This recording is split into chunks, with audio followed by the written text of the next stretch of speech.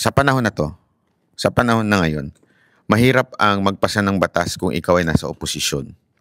Mahihirapan. Kasi tandaan niyo lalo na nung panahon ni ni Subiri, hindi ka pa lulusutin do'n, eh. So hindi kasi tandaan niyo para gumawa ng batas, kailangan mo ng majority, 'di ba? Kailangan mo ng madaming boto.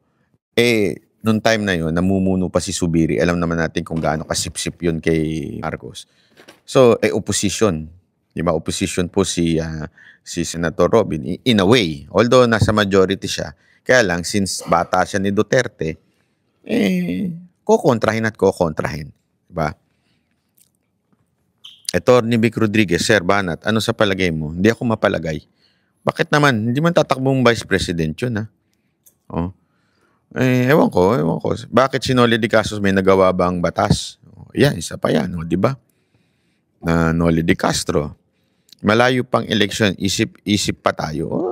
Ako, ito lang naman akin sinishare ko lang sa inyo.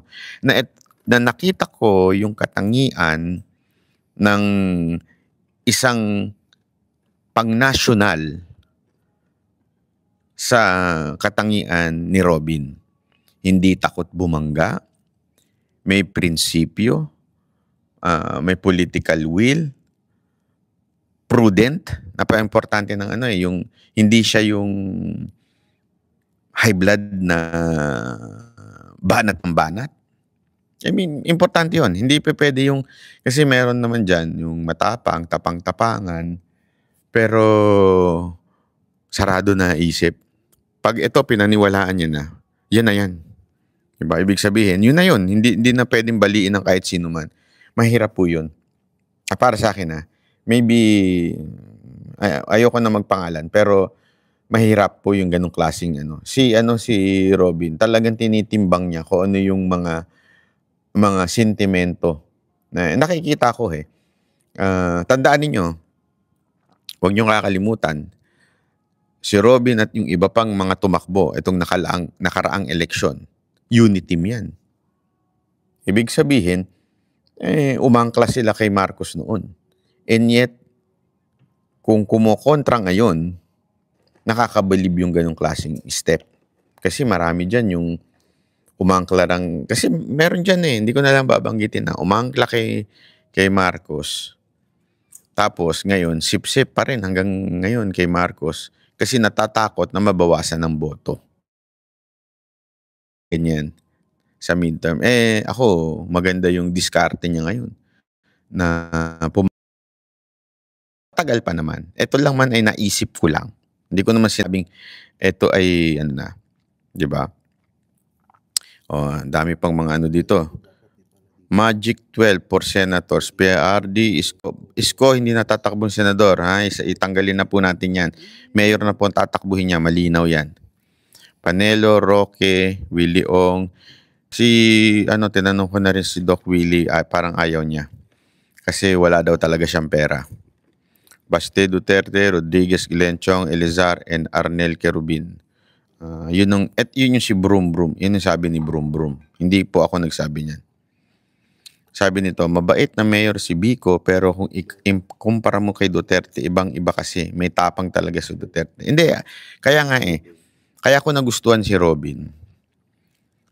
Kasi nakita ko yung yung paninindigan niya na katulad kay PRRD para talaga sa taong bayan at tatayuan niya yun.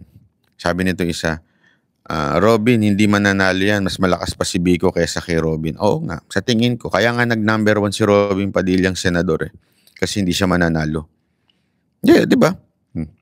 Tandaan nyo, yun din na sinabi sa kanya, di mananalo yan si Robin. Di mananalo yan. Sigurado dyan, number 1 si Tulpo. Nakalimutan nyo, yun ang sinabi ng mga ibang tao during sa 2022 election, senatorial. Hindi mananalo yan si Robin. Pabira ba naman? Kumanta ba naman ng It's Late in the Evening? Yun lang ang ginawa. Tapos, hindi, alam biro isipin nyo ito mabuti. Yun ang ginawa niya. Pangalawa, kung meron man siyang plataforma, ano yun? Yung Napakahirap intindihin ng masang Pilipino. Pagpapalit ng konstitusyon. Di ba? Ang hirap intindihin ng mga Pilipino. Hindi swak yun. And yet, pinanindigan niya yun. Di ba? Pinanindigan niya po yun hanggang ngayon. Pero, napahiya yung nagsasabing hindi siya mananalo. Di ba? Number 1. Mantakin mo. Dami nagulat dun, ha. Bagitong senador, nag-number 1. Diba? Nag-number 1.